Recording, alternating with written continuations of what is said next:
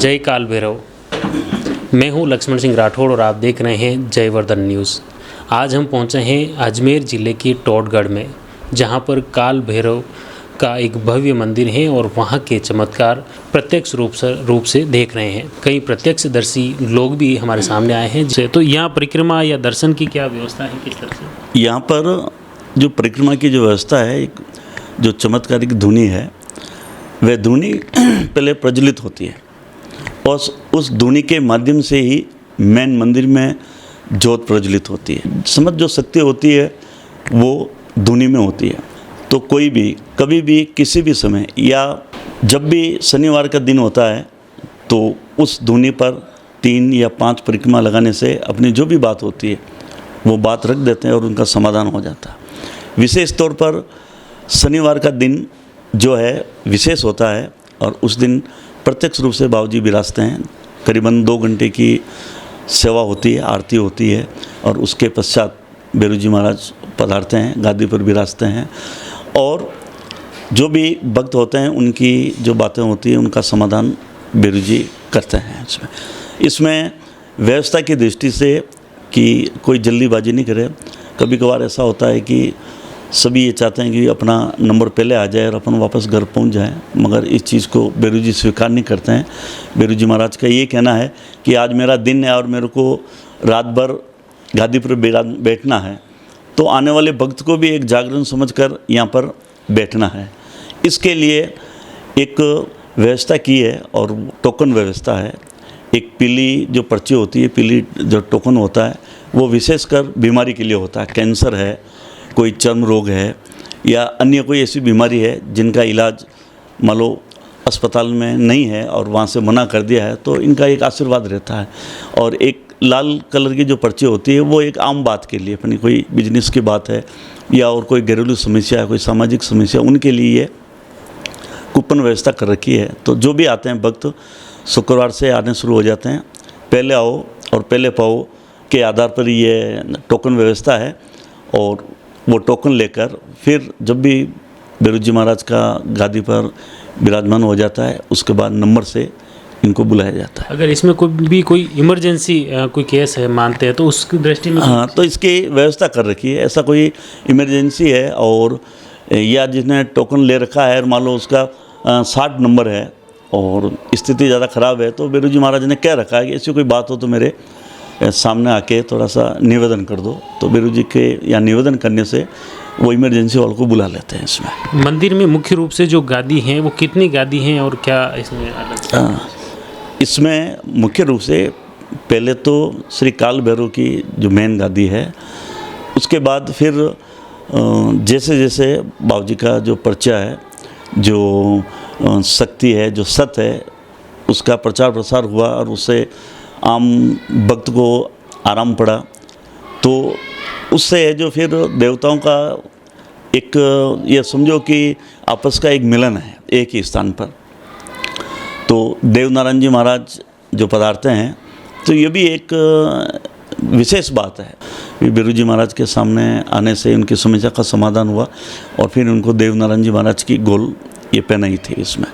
और उसके बाद भैरव जी महाराज का कहना है कि मेरे सामने ही मेरे पास में गादी लगाकर सेवा देनी है, तो ये देवनारायण जी की गादी ये लगी हुई है।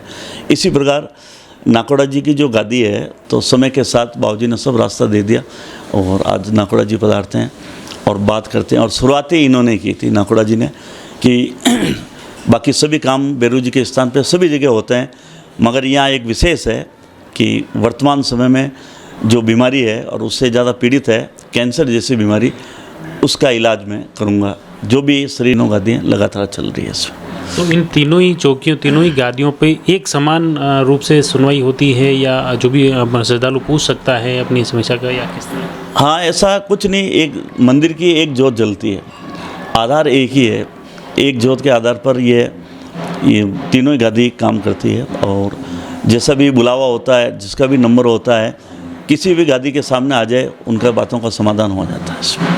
धन्यवाद। ये थे मंदिर के मुख्य उपासक विद्या प्रकाश जी पडियार, जिन्होंने मंदिर के इतिहास के साथ ही यहाँ के जो चमत्कार हैं, भैरू जी की जो धाम है, यहाँ पर किस तरह की चौकी है, किस तरह की सेवा पूजा यहाँ की जाती है, श्रद्धालु कैसे आए वो व्यवस्था है, और यहाँ आने के बाद में किस तरह से अपनी जो पीड़ा है, अपनी समस्या है, वो भैरवनाथ के समक्ष अपनी किस तरह से रखनी है और उसका समाधान किस तरह से मिलने की उम्मीद यहाँ पर है, वो आपने बताया।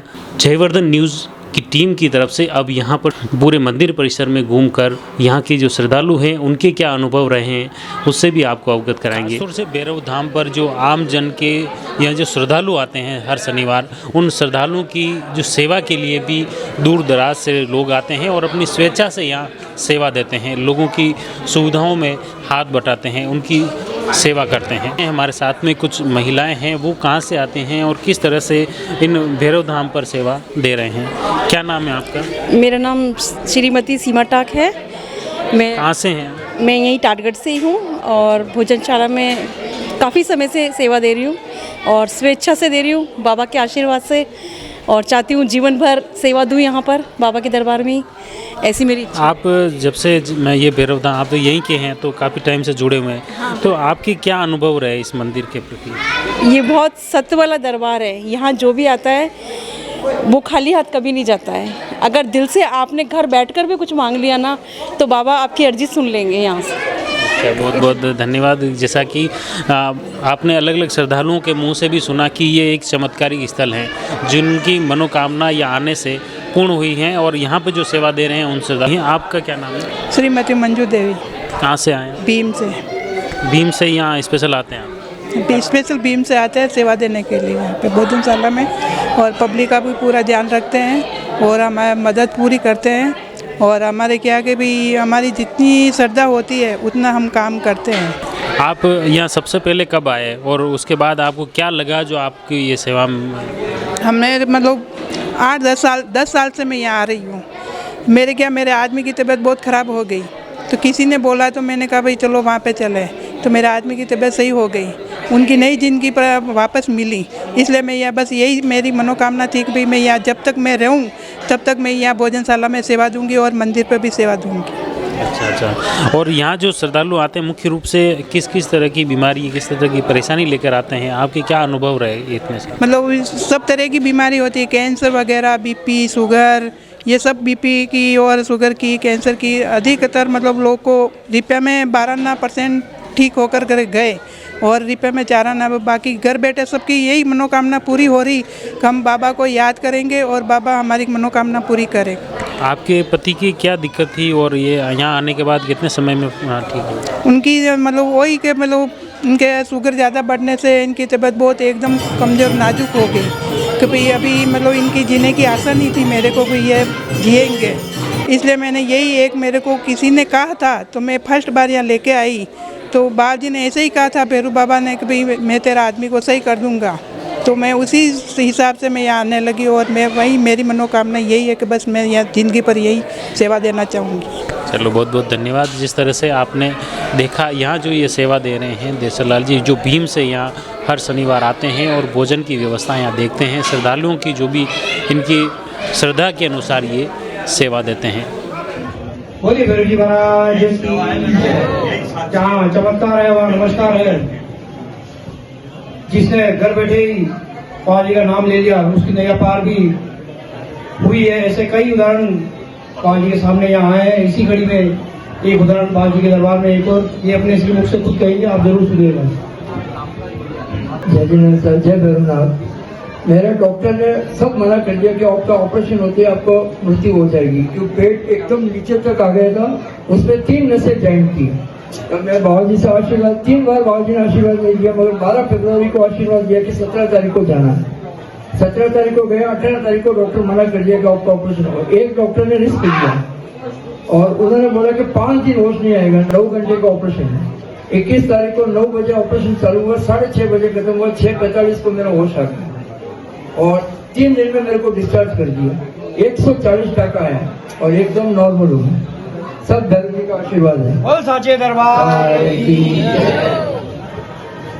बाबा जी पे श्रद्धा रखिए। और अपनी आस्था बनाए रखें। आप सभी का भी मनोकामना, आपकी जो भी इच्छा है जरूर पूर्ण होगी। बहुत बहुत धन्यवाद। बोलिए जय गुरु जी महाराज की जय। जी अपनी गादी से निकल जाते हैं और आप सभी भक्त दूर दूर से आते हो, उनकी बात नहीं हो पाती है, उस चीज़ का हमको भी दुख है, लेकिन गलती आपकी रहती है। हम सेवकों की किसी भी प्रकार की गलती नहीं रहती है। आपके सामने सभी प्रकार सेवक पूरी रात अपने पाँव पे खड़े रहते हैं और आपकी सेवा में है, और बाबूजी का जो आदेश होता है उस आदेश की पालना यहाँ करते हैं। इसलिए मंदिर परिसर को साफ रखें, किसी भी प्रकार का व्यसन इस मंदिर परिसर पर ना करें।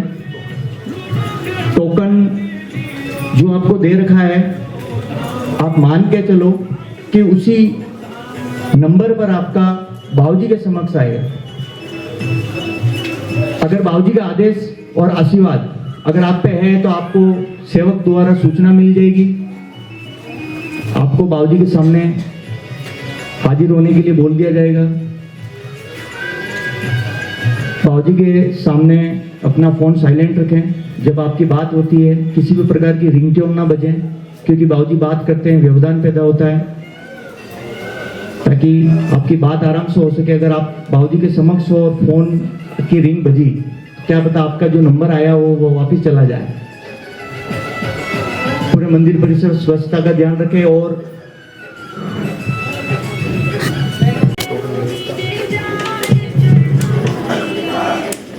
एक बार वापिस एक बात रिपीट कर रहा हूं मैं, आप किसी भी प्रकार की बात सेवक से नहीं करें। आप सेवक को ये भी ना बोले कि मेरा नंबर पहले लगवा दें। यहाँ पक्षपात नहीं चलती है, बाबूजी का आदेश चलता है और सेवक सिर्फ बाबूजी के आदेश की पालना करते हैं।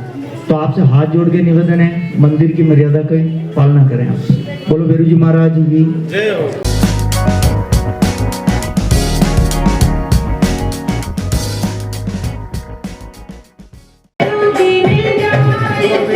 आगे बढ़ा दो, इधर वाला